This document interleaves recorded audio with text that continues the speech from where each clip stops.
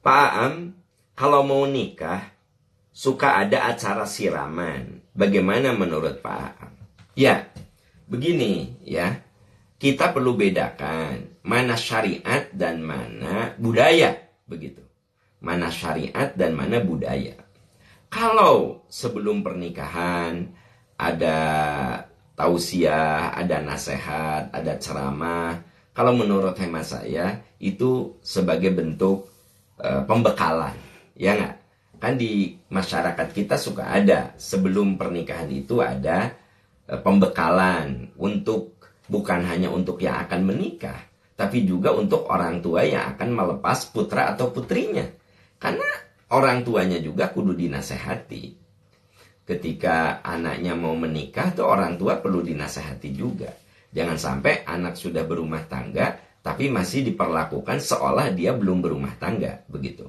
Nah makanya kalau ada nasihat pranikah, ya maksudnya sebelum akad nikah di rumah biasanya besoknya akad nikah. Nah di rumah tuh suka ada disebut dengan syukuran pranikah. Jadi orang Bandung suka menyebutnya acara syukuran pranikah.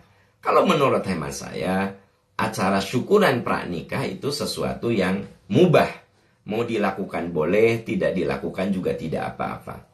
Ada yang, Pak Am, saya mau nikahin anak, tapi saya mah tidak mengundang syukuran pranikah. Ya tidak apa-apa.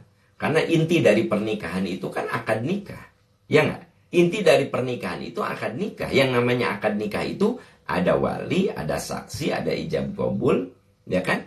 Ada mahar, ya ada tentu saja orang yang akan menikahnya, begitu. Itu intinya. Jadi yang lain itu optional, tambahan. Contoh, apakah kalau mau akad nikah harus ada baca Quran? Karena pernah ada kejadian, kok akad nikah nggak ada baca Quran sih? Ya tidak apa-apa, tidak ada baca Quran juga sebenarnya.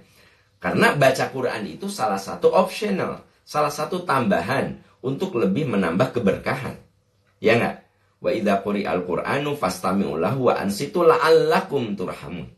Kalau dibacakan Al-Quran, dengar dan simak agar kamu dirahmati.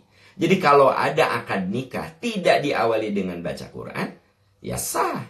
Karena baca Quran tidak ada kaitan dengan akad nikah. Tapi kalau orang mengawali akad nikah itu dengan baca Quran, yaitu afdol untuk menambah keberkahan. Nah, yang ada sunnahnya sebelum akad nikah itu khutbah nikah. Nah, jadi saya lagi cerita bahwa mana bagian yang syariat, mana yang bagian yang budaya. Jadi yang syariatnya itu adalah khutbah nikah dan akad nikah. Itu syariatnya. Dan khutbah nikah ini harus ditempatkan sebelum akad nikah. Saya ulangi, khutbah nikah ditempatkan sebelum akad nikah. Ada beberapa kasus khutbah nikahnya disimpan di setelah akad nikah. Itu kemudian disebut dengan nasihat perkawinan. Tidak perlu ada nasihat perkawinan. Yang ada adalah khutbah nikah. Begitu ya. Jadi kita ini suka nambah dengan khutbah nasihat perkawinan. Tidak perlu. Yang ada adalah khutbah nikah. Jadi urutannya khutbah nikah baru akad nikah. Nah kalau mau lebih berkah, awali dengan bacaan Al-Quran. Ya, tapi kalau tidak ada pembacaan Quran juga tidak ada masalah, begitu ya. Nah, begitu juga tentang syukuran pranikah. Nah, syukuran pranikah ini juga tambahan. Maksudnya mirip seperti baca Quran, ya. Mau ada baca Quran boleh, tidak juga nggak apa-apa. Mau syukuran pranikah juga boleh, tidak juga nggak apa-apa, begitu. Lalu bagaimana dengan siraman? Kalau siraman ini lebih bersifat budaya.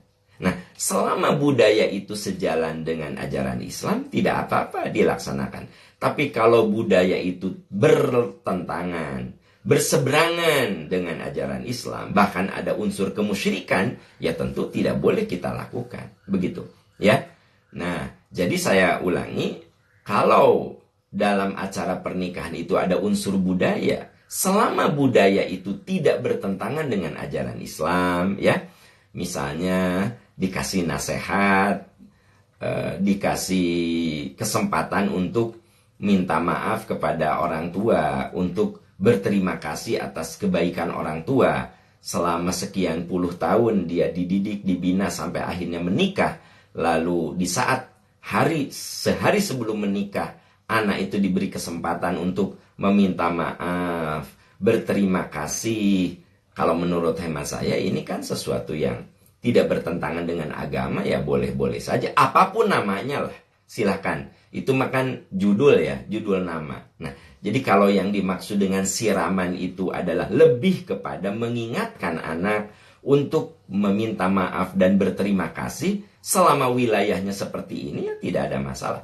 Tetapi kalau ada unsur-unsur kemusyrikan, ya kan begitu, harus mengambil air dari 7 sumur, sumurnya ditentukan. Nah, ini yang salahnya. Jadi salahnya adalah lebih karena kenapa harus 7 sumur begitu, ya.